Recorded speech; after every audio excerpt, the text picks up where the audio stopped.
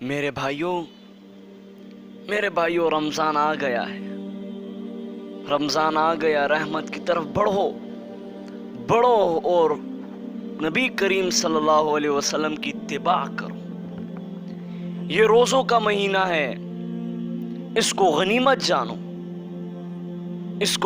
جانو اور جنت کی طرف خوب دوڑ لگاؤ۔ کتنے روزے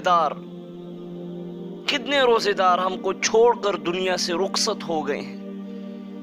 کتنے لوگ تھے جنہوں نے ہمارے ساتھ پچھلے رمضان میں روزے رکھے تھے اور اب وہ قبروں میں ہیں۔ ان میں سے ہر ایک کی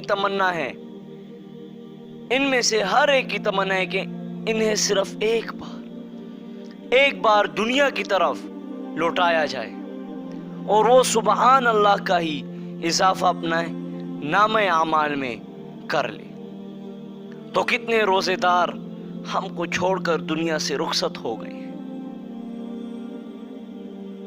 بس زندگی میں ہی عبرت پکڑ لو، وَاعْتَصِمُوا بِحَبْلِ اللَّهِ جَمِيعًا، اور زیادہ سے زیادہ نیکیاں جمع کر لو قرآن و سنت کے مطابق، اور ان کو غنیمت جانو اور گناہ چھوڑ دو اور مصمم توبہ کر لو، سچی توبہ کر لو اور کہہ دو اے میرے رب، کہو اپنے دل میں، کہو اے میرے رب، میں تیرے پاس آیا ہوں، جو تیری محفل کے آداب ہیں میں ان سے خالی ہوں، مجھے معاف کر دے، اپنے گناہوں کا ڈھیر بلکہ ڈھیر نہیں کھیر لے کر آیا ہوں۔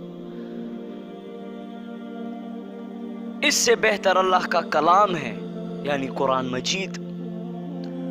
مجید میں اللہ رب العزت فرماتا ہے ماہ رمضان وہ ہے جس میں قرآن اتارا گیا ہے، لوگوں کو ہدایت کرنے والا ہے، اور جس میں ہدایت کی اور حق و باطل کی تمیز کی نشانی ہے۔